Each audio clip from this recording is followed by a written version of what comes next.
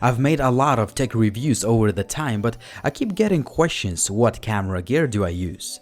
No matter how much money you're willing to spend for your camera, the lighting is one of the key elements in your camera gear. That's why I wanted to talk about the best LED lighting solutions I've been using, and I think they bring a lot of value for the money. Honestly, I've spent hours doing the research, watching a lot of reviews on YouTube, and these are the lights that I bought and I can definitely recommend. Obviously, I prefer shooting outdoors since you have all the light you need, but I can't shoot every video during winter or if it's raining.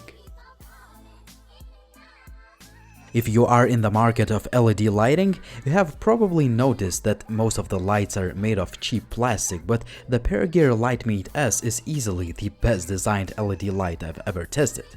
It costs just below 130 bucks, and I will leave all the links of the products mentioned in this video down below in the video description. The light comes in a nice carrying bag, a power plug, and a soft diffuser. What it makes this light unique is that it is made almost entirely of metal and it doesn't seem to break anytime soon. We have the metal knobs, metal light stand mount, and honestly, this light looks and feels like a much more expensive product. Also, the metal housing helps with the heat dispersion and thus the Lightmate S stays cold to the touch.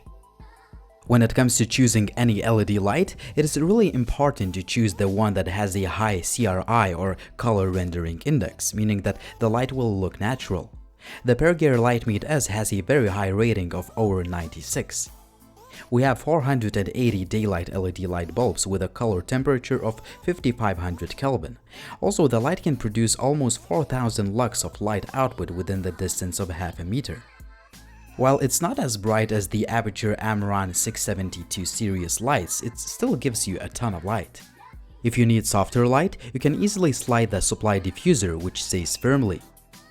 As most of the LED lights, the Lightmate S can be used with the Sony type batteries. It works either with one or with two batteries. I have to say that it is very easy to insert and remove them since I have a complete set of Aputure Amaran lights and it's much harder to do that.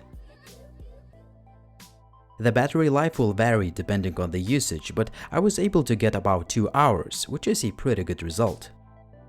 A few shortcomings about the Lightmate S would be that there is no battery indicator and you cannot charge the batteries via the LED light's power cable. Therefore, you would need to buy a separate charger. Lastly, there is no 1/4 inch tripod mount on the bottom of the light, only on the sides. Other than that, the Lightmate S is a great and high quality LED light and I could definitely recommend you to buy, despite a few shortcomings. If you are on a very tight budget and you just need a one LED light that can be mounted on your camera for the gun and run situations, the Aputure H198 is one of the best options. I bought the daylight color model, but you can also opt in for the bicolor option, which has a similar price tag of just below 50 bucks.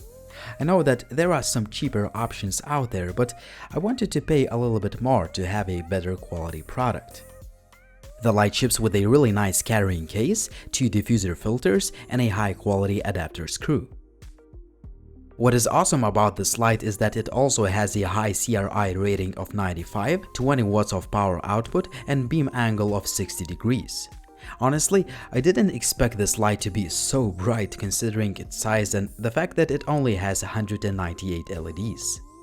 Also, you can power up the Aputure light either by using the Sony batteries or 6AA type batteries, which is really convenient in practice. A power indicator shows you the amount of juice left.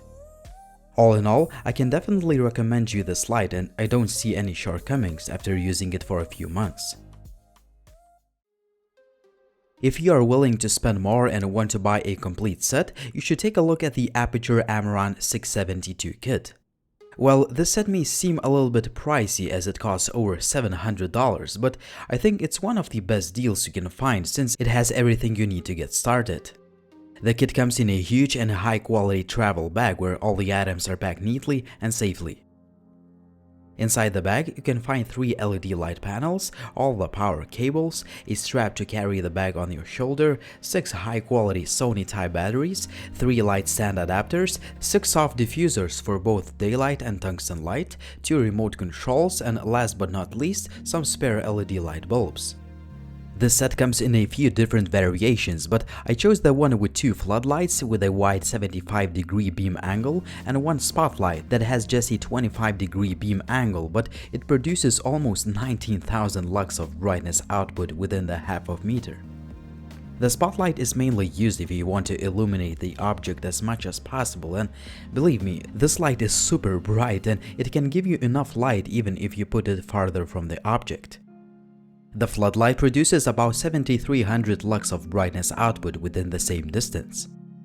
Obviously, you can't always put the light so close to the subject, that's why I wanted to demonstrate how each light performs within the range of 1 meter. I prefer the floodlight because it gives you a ton of fill light, which is usually as important as the main light. There is no flickering whatsoever, and same as any light mentioned in this video, it has the CRI rating of over 95. The battery life is less than 2 hours, which is not really impressive, but you can charge the batteries while using the light, which is just an awesome feature since you don't need separate chargers and you can keep your batteries always full. Another key feature is the ability to control these lights using a remote control. It may seem like a little thing, but believe me, it is really convenient in practice once you are setting up the shot. Also, you can easily program the lights so you can control them one by one or all at the same time. It's great that we have the battery and the brightness indicators. In addition, the soft diffusers can be inserted very easily and they stay firmly. Finally, these lights have a 1/4-inch tripod mounts on the sides and on the bottom. Sometimes I just use the Manfrotto Pixie tripod, which is really convenient. The shortcomings would be that the lights look and feel kind of plasticky, especially if you put them side by side with the Lightmate S. I'm not saying that they are going to break if you take care of them, but they simply don't look as premium as the Lightmate S. There is one thing that I hate about these lights. It's kind of hard to remove the batteries once you install them, which sometimes may be annoying. So that would be it for this review. Obviously, there are some better options out there if you're willing to spend thousands of dollars, but these are my favorite budget LED lights and so far they've been working absolutely fine. Sure, they have a few shortcomings to consider, but I can still recommend them to buy. It was Linus, thanks for watching, and if you guys have any questions, please drop me a comment down below. Also, please subscribe to the channel if you haven't already and follow TechLine HD on Facebook, Twitter, and Instagram. See you in the next video soon.